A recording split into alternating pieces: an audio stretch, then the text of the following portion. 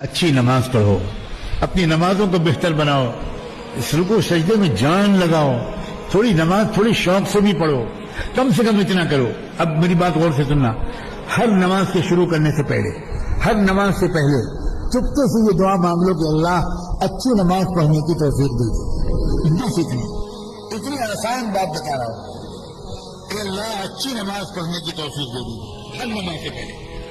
नमाज से पहले अल्लाह से मदद मांगना और नमाज के बाद अल्लाह से माफी मांगना कि अल्लाह जैसी नमाज पढ़नी चाहिए थी वैसी नमाज नहीं पढ़ सका तो अल्लाह मुझे माफ कर दे, अल्लाह माफ कर दे। हर नमाज से पहले अगर इस दुआ की आदत पड़ गई तो पूरी नमाज 4 रकत की है, एक रकत कम से कम जी लगाकर पढ़ने की तौफीक मिल जाएगी।